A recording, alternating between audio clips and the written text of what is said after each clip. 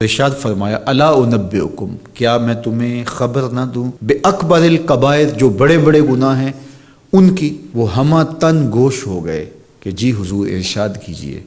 تو آقا کریم نے جو پہلی بات ارشاد فرمائی الاشراک باللہ، اللہ کے ساتھ کسی کو شریک ٹھہرانا ہے، اس کی ذات میں، اس کی صفات میں، اس کے افعال میں کوئی شریک نہیں، وہ وحدہ لا شریک ہے۔ دوسری بات حضور نے جو ارشاد فرمائی وہ ہے وعقوق الوالدین، والدین کی نافرمانی۔ امام فخر الدین رازی نے تفسیر کبیر میں لکھا ہے کہ انسان کے وجود کا سبب حقیقی ذات باری تعالیٰ ہے اور سبب مجازی والدین ہیں۔ تو اس لیے گناہوں میں جو بڑے گناہ ہیں، اکبر الکبائر جو ہیں، ان میں سے دوسرا بڑا گناہ اللہ کے محبوب علیہ السلام نے عقوق الوالدین کو بیان فرمایا۔ تو والدین کے ساتھ حسن سلوک کرنے کی ہمیں تلقین کی گئی، اور یہ شریعت اسلامیہ کا ہم سے تقاضا ہے۔ اور ویسے بھی اولاد اگر طبعاً فطرتاً شکر گزار ہو تو وہ ہو ہی نہیں سکتا کہ وہ اپنے والدین کی نافرمانی کرے۔ اللہ کے محبوب علیہ السلام نے ایک موقع پہ ارشاد فرمایا کہ ملعون من سب اباہ، ملعون من سب اباہ، وہ شخص لعنتی ہے جو اپنے ماں باپ کو گالی دیتا ہے۔ تو کتنی سخت مذمت کی گئی اس شخص کی جو والدین کی نافرمانی کرتا ہے۔ ایک موقع پہ حضور علیہ السلام نے فرمایا راغم انفن ثم راغم انفن ثم راغم انفن، 3 مرتبہ فرمایا۔ اس شخص کی ناک خاک آلود ہو، پھر اس کی ناک خاک آلود ہو، پھر تیسری مرتبہ فرمایا اس شخص کی ناک خاک آلود ہو۔ تو قیلا من یا رسول اللہ صلی اللہ علیہ وسلم، عرض کی یا رسول اللہ کس کی ناک خاک آلود ہو؟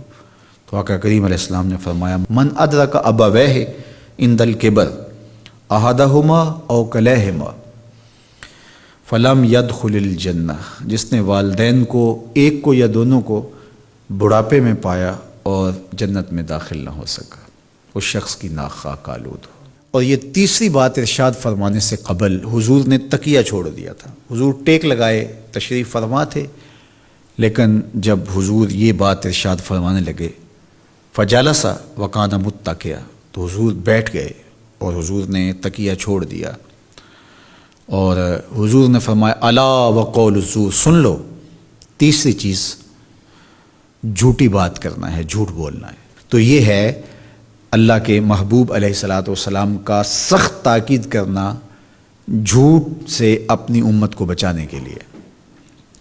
اچھا، یہاں ایک بات رک کے یہ سمجھ لیں کہ جھوٹ بہت بری چیز ہے، لیکن شرک اس سے بڑا گناہ ہے۔ تو اس کی تاکید اتنی زیادہ کیوں کی؟ حضور نے ٹیک چھوڑ دی اور آقا کریم علیہ السلام بار بار ارشاد فرماتے رہے۔ تو اس کی وجہ یہ ہے کہ شرک کو بڑا گناہ سارے سمجھتے ہیں۔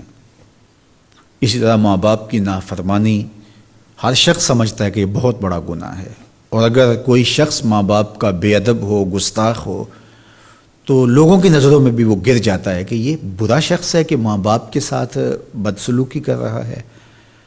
تو یہ 2 گناہ ایسے ہیں کہ جو لوگوں کو اچھی طرح معلوم ہے، لیکن عمومی طور پہ جھوٹ بعض معاشروں کے اندر یوں رچ بس جاتا ہے کہ اس کو عیب نہیں سمجھا جاتا۔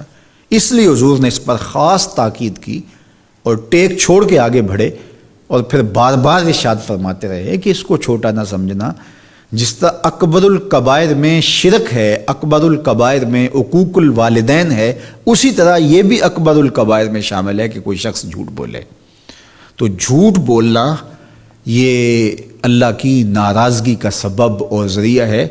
تقریباً 200 قرآنی آیات جھوٹ کی مذمت اور جھوٹ سے بچنے کی تاکید اور ترغیب میں ہیں، اور سینکڑوں احادیث جھوٹ کی مذمت میں اور جھوٹ سے دامن کو بچانے کی تلقین پر مشتمل ہیں۔